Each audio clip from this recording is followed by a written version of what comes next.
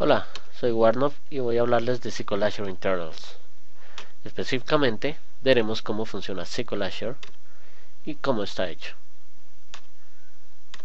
Básicamente, para poder acceder a SQL Azure, la alternativa de base de datos como servicio que ofrece Microsoft en la nube de Windows Azure, vamos a necesitar una tarjeta de crédito para acceder a una cuenta de Windows Azure, y con esta cuenta vamos a poder tener una base de datos máster y hasta 149 bases de datos adicionales.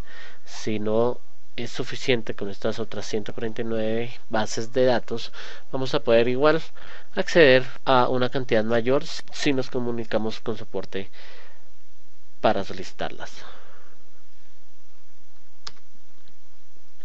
Una vez tenemos nuestra cuenta, podemos ingresar al portal de Windows Azure a crear una nueva base de datos. Este es el portal Silverlight. Ahora ha cambiado, pero básicamente la funcionalidad es la misma luego de que se ha puesto ahora en HTML5. Básicamente vamos a crear primero una base de datos, y cuando le decimos crear, de inmediato vamos a darle un nombre a esa base de datos. Elegimos la edición de la base de datos, que puede ser web o business. Las web solo pueden llegar hasta 10 gigas y el tamaño máximo en la web es de 1 a 10 gigas y en la business de 10 a 150 gigas. Luego de que tenemos nuestra base de datos, en Windows Azure disponemos de un API totalmente basada en REST para que podamos administrar la base de datos a través de sencillas peticiones HTTP. Esta API es aprovechada, por ejemplo, por el portal de Windows Azure para poder crear nuevas bases de datos. También podemos usar PowerShell para ejecutar comandos contra esta API y permitirnos administrar las bases de datos como tal. Observen que las operaciones disponibles básicamente giran en torno a enumerar los servidores que tenemos, crearlos, eliminarlos, ponerles un password, crear reglas de firewall, que ya vamos a ver más adelante de qué se tratan, y en fin, todas esas tareas que no tienen que ver con datos como tal, sino más con la administración de las diversas bases de datos que tengamos allí en SQL Azure. SQL Azure, aparte de que es diferente al SQL Server tradicional, tal como lo veremos más adelante, igual sigue exponiendo unos endpoints que se pueden acceder a través de TDS, que es el estándar para hacer comunicaciones en las cuales emitimos consultas de Transact SQL para modificar o para consultar un servidor SQL Server tradicional.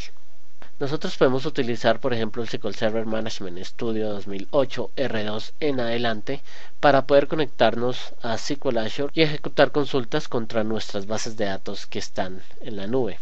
Adicionalmente, podemos usar el administrador de bases de datos SQL Azure que tenemos online, accesible a través del portal de desarrollador de Windows Azure, que es windows.azure.com. Desde allí escogemos administrar base de datos y miren cómo podemos entrar a un administrador muy fácil de usar, en el cual podemos escribir consultas contra la base de datos que tenemos online y aquí obtener resultados y exportarlos y generar otro tipo de operaciones. Todo porque seguimos manejando TDS como el protocolo de comunicación entre clientes y servidores. Lo mismo sucede cuando entramos a Visual Studio. Desde allí también podemos agregar una conexión de datos a un servidor en la nube. Miren que este nombre acá al principio nos indica el nombre del servidor de SQL Azure, y pues allí ya podemos acceder a todas las bases de datos y elementos que tenemos dentro de ese servidor. Con SQL Azure podemos tener dos acercamientos. Podemos tener tanto el Code FAR, en el cual la base de datos está en la nube y todo el código que accede a ella está fuera de la nube, o un Code Near, donde tenemos la base de datos y tal vez un servidor web, por ejemplo, que recibe consultas del exterior y las pide al servidor de base de datos, que las retorna. Tal vez el servidor web haga alguna manipulación y retorne esa respuesta a los usuarios finales. Sin embargo, este Fire Code Approach significa que vamos a tener un costo de salida de esos datos. Si, por ejemplo, si de 1000 datos que nos retorna una consulta necesitamos hacer un proceso que al final nos retorna solo un número, aquí todos esos 1000 datos van a estar descargándose al cliente final. Mientras que en este acercamiento los 1000 datos no nos van a generar un cobro de ancho de banda, sino solo el dato final, que es el cálculo que bajaría al cliente.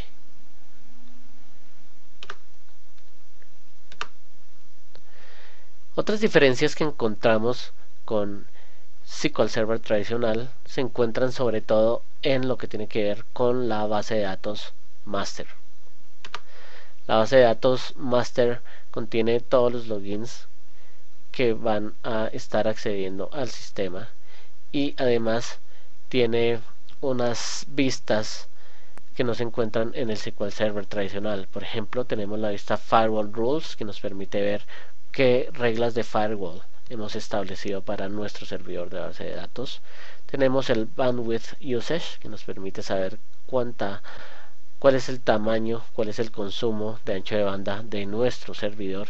Y finalmente, Database Usage, que nos permite saber cuál es la cantidad de uso que ha tenido una base de datos como tal. Esas entre otras de este estilo. En la MasterDB tenemos el rol DB Manager, que no está en SQL Server tradicional y es básicamente el único owner que puede tener la base de datos, no se puede cambiar. Y también tenemos el Login Manager, que es el único rol autorizado para crear logins dentro de la base de datos.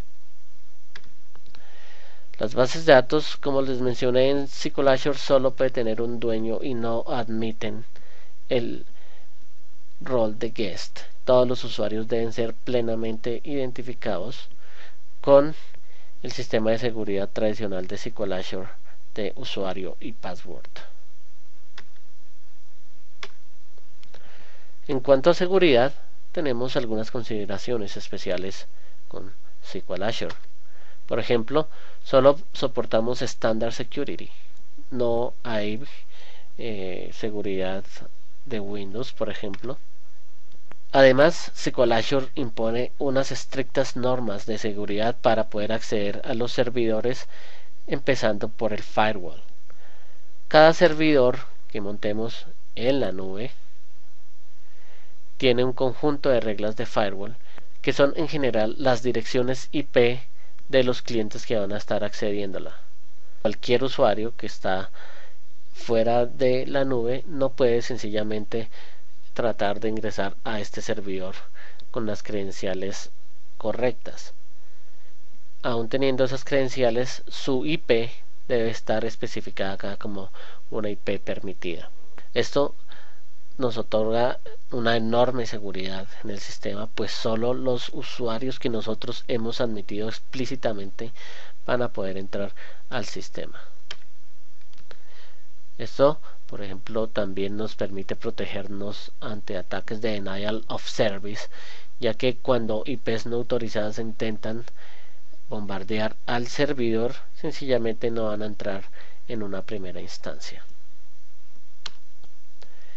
Todas las comunicaciones se tienen que hacer a través de Secure Socket Layer, es decir, todos los datos siempre van y vuelven encriptados cuando usamos SQL Azure. Esto permite, por ejemplo, evitar problemas de man in the middle, en el cual cuando un usuario ha establecido su conexión con el servidor, puede haber un atacante que empiece a tratar de descifrar cuáles son los datos que están yendo y viniendo entre estos dos roles. Adicionalmente, tenemos un sistema de seguridad llamado DOS Guard, que básicamente nos permite detectar cuando desde una misma IP están siendo efectuados muchos intentos de conexión sin éxito. Esto también es una señal de un ataque de denial of service y básicamente vamos a impedir que esa IP vuelva a tratar de conectarse. En SQL Azure, cuando nos conectamos a una base de datos, la conexión se hace explícitamente entre el cliente y esa base de datos. Así, si existen más bases de datos posibles para conectarme, esa conexión va a ser rechazada. Solo es posible físicamente hacer una conexión con una base de datos. Desde esa misma conexión no puedo acceder a otras, así que para acceder a otras bases de datos necesitaré una nueva conexión. Esto, entre otras cosas, causa que la sentencia use no exista y no sea válida cuando estamos trabajando con SQL Azure.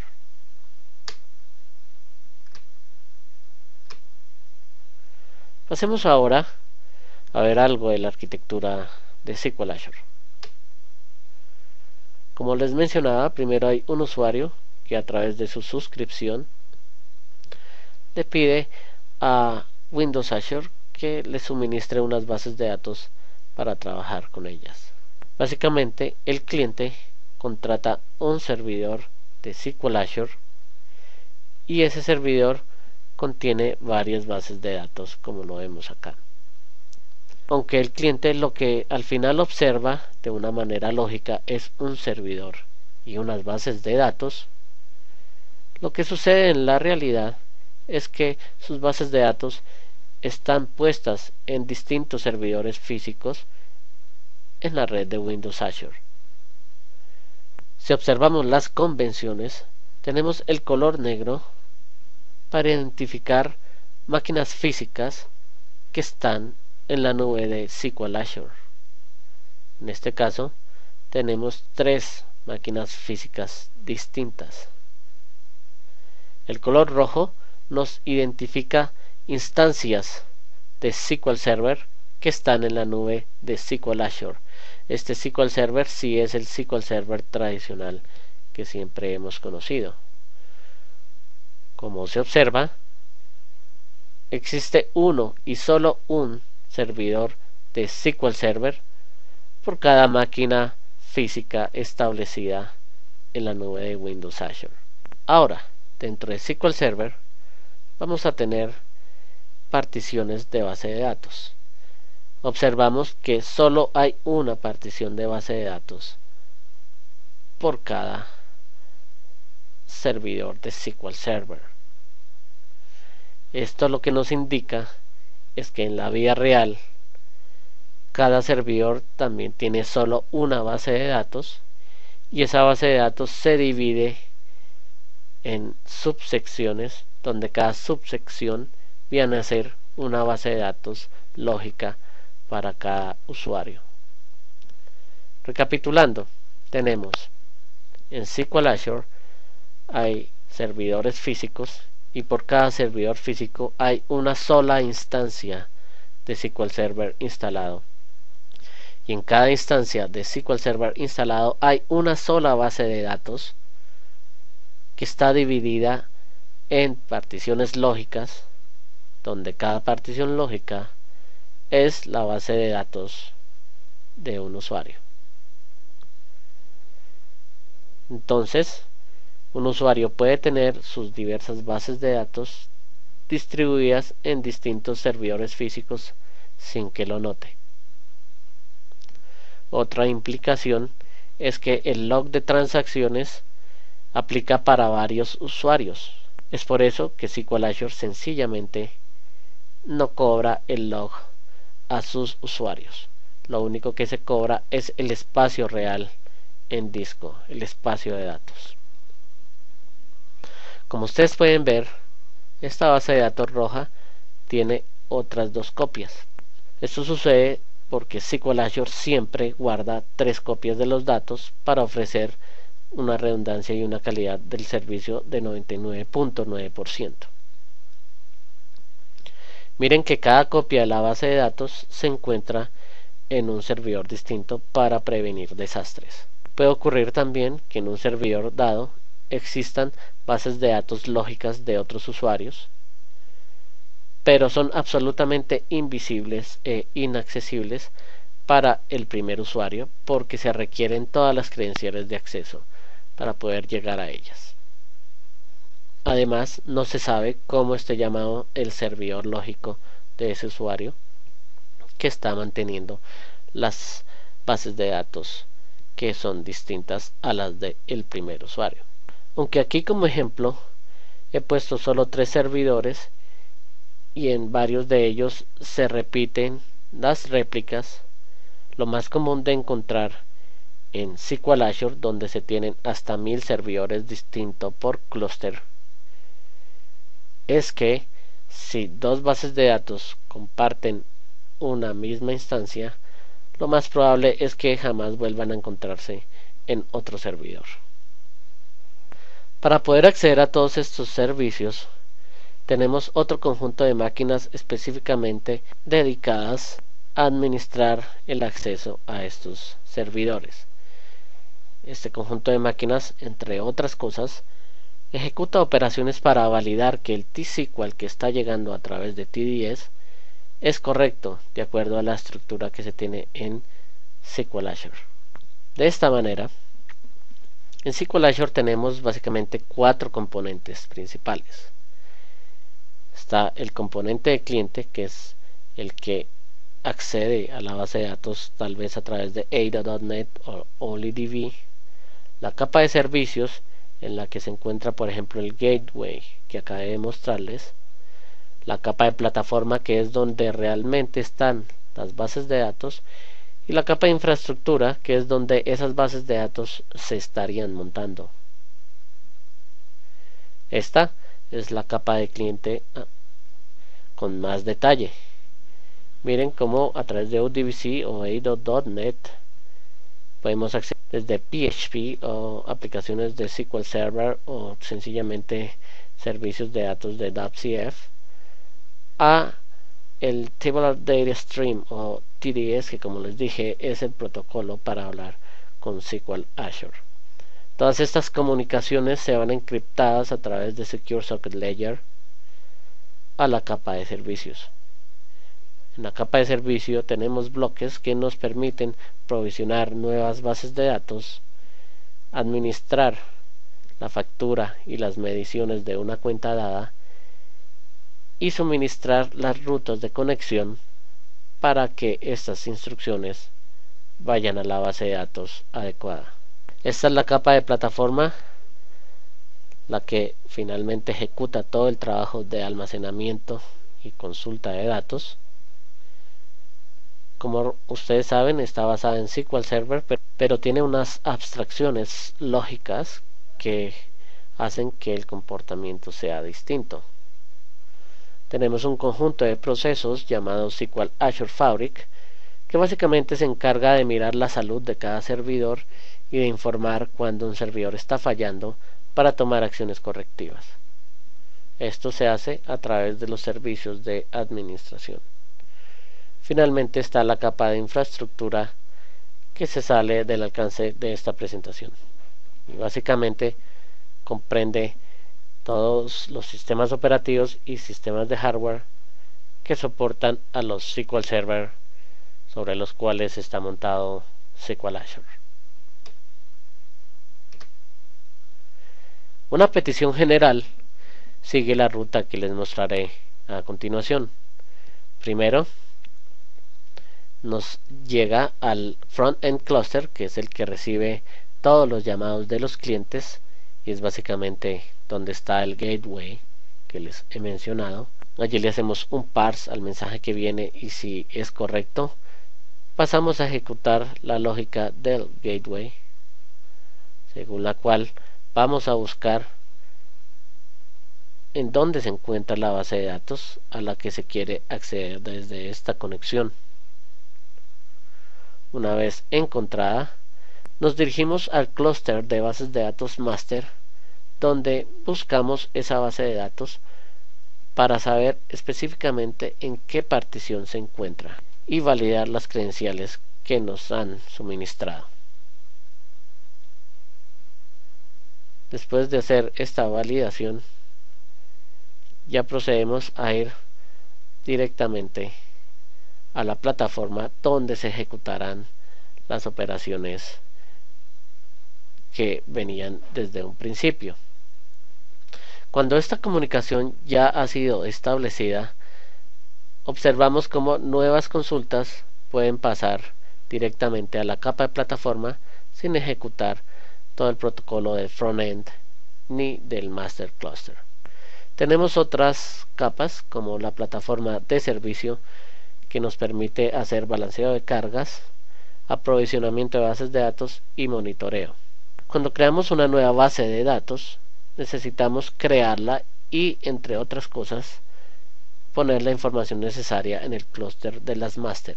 Todo eso lo hace la capa de servicios de plataforma. La creación como tal de la base de datos también requiere de un balanceador de cargas para saber en qué servidor poner dicha base de datos de acuerdo a las cargas que tengan los servidores que tenemos actualmente. Y el monitoreo de la salud de cada base de datos también se ejecuta desde la plataforma de servicio. Veamos pues con más detalle la distribución de los servidores de SQL Azure. En este caso, por ejemplo, tenemos un nodo físico y ese nodo físico tiene un solo SQL Server. Este nodo físico, para el ejemplo, tiene el ID de 100. En su único servidor SQL Server tiene varias bases de datos.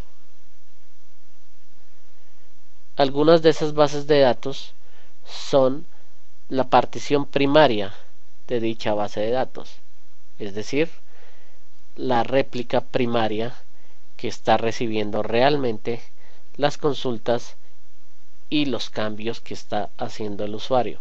Después de que se hace un cambio, las copias de esta base de datos empiezan a sincronizar la información de manera asíncrona. Observamos también cómo este SQL Server tiene otra base de datos, en este caso una base de datos roja, cuya réplica es una réplica secundaria de la base de datos principal que se encuentra en el nodo 102. Miren que el nodo 102 posee otras copias de esa base de datos. Lo mismo sucede con las bases de datos del nodo 103 y etcétera. Miren que en un mismo nodo pueden haber varias bases de datos que son primarias. Pero recordemos que cada nodo solo tiene un servidor SQL Server y solo tiene una base de datos real. Estos servidores tienen un agente de replicación que propagan cualquier cambio hecho en una base de datos principal, o nos traen los datos de una base de datos principal para sincronizar una base de datos secundaria. Todo esto se hace a través de un mapeo local de particiones que nos permite saber dónde está la partición X de una base de datos dada. Adicionalmente, en cada servidor físico, aparte del SQL Server que poseemos, está lo que conocemos como SQL Fabric, entre otras. El SQL Fabric tiene como funciones estar pendiente de la reconfiguración cuando algún nodo de estos falla. En este caso, informa de la falla, determina de las copias secundarias cuál va a ser la que se vuelva primaria y ordena la creación de una nueva copia secundaria en otro nodo que esté lo suficientemente desocupado. También se maneja desde este módulo el Engine Throttling. Engine Throttling es el mecanismo por el cual garantiza que ningún proceso exterior va a estar consumiendo todos sus recursos. Si algún proceso empieza a hacer peticiones muy fuertes, empieza a negarle y a cortarle las conexiones cada 10 segundos. Esto con el fin de que todos los otros usuarios que estén en el mismo servidor siempre tengan la misma oportunidad de servicio. Esto es uno de los elementos que tenemos que tener muy en cuenta cuando desarrollamos aplicaciones muy intensivas que van a estar en SQL Azure.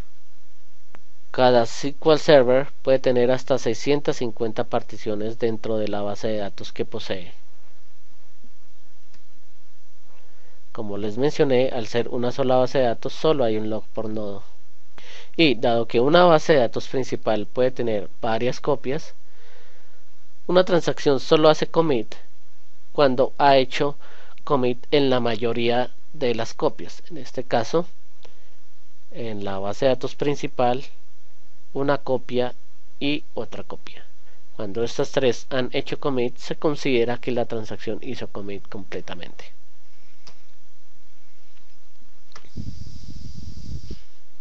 Cada servidor de estos de SQL Azure tiene 32 GB de RAM, 8 procesadores, 12 discos y nos cuesta 35 billetes de $100, es decir, $3.500. Como observan, no son servidores costosos. Y uno pensaría que esto es una desventaja, pero realmente es la mayor ventaja que puede tener Azure. Al tener miles y miles de servidores no costosos, cada vez que se daña uno es muy fácil reemplazarlo con otro que va a funcionar perfectamente. De hecho, esa es la misma estructura de un servidor de cómputo de Windows Azure.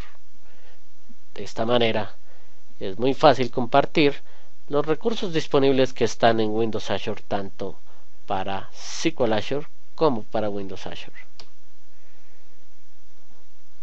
En un clúster de Windows Azure, en un centro de datos, pueden haber hasta 1000 servidores de estos. SQL Azure ofrece 99.9% en su contrato de licencia de servicio. Esto incluye que tengamos que tener mecanismos para detección de fallas, como les venía mencionando, y para la reconfiguración cuando uno de estos nodos falla. La detección de fallas se hace a través del mecanismo de vecindades, en la cual un servidor tiene a 6 otros servidores que lo están observando. De esta manera es muy fácil detectar cuando uno de estos servidores ha dejado de funcionar. Cuando hay un fallo en una base de datos primaria, rápidamente todos los requests que estaban llegando a esa base de datos se van para una nueva base de datos primaria, que no es más que la promoción de una base de datos secundaria al grado de primaria. Esto es una operación que no tarda más de 30 segundos, así que probablemente los usuarios apenas detecten solo una ligera desconexión y después de hacer varios intentos con timeout muy cortos podamos tener la aplicación arriba nuevamente. Es algo que deberíamos tener en cuenta al diseñar nuestras aplicaciones. Si falla una base de datos secundaria, se le da una espera de hasta 2 horas para verificar que no es un fallo temporal. Si pasadas las 2 horas no se ha recuperado, se determina que es un fallo permanente y en este caso se busca una nueva base de datos para que sea esta base de datos secundaria. Estas condiciones permiten que si el 15% del data center se cayera, todos los usuarios aún podrían seguir funcionando sin ningún problema. Como les mencionaba, tenemos algunos mecanismos para prevenir la sobrecarga de los servidores, y estos son el engine throttling, que lo que hace es restringir el acceso de clientes que pretenden hacer operaciones muy costosas, y el load balancing, que determina dónde vamos a crear nuevos servidores cuando existe alguna reconfiguración o cuando vamos a crear un nuevo despliegue.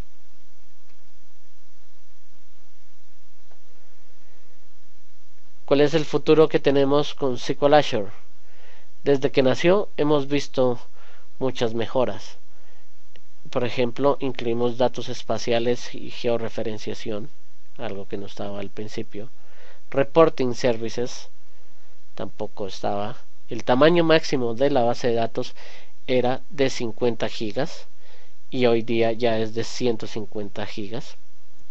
Y esto nos muestra que con el tiempo nuestra plataforma sigue y sigue evolucionando.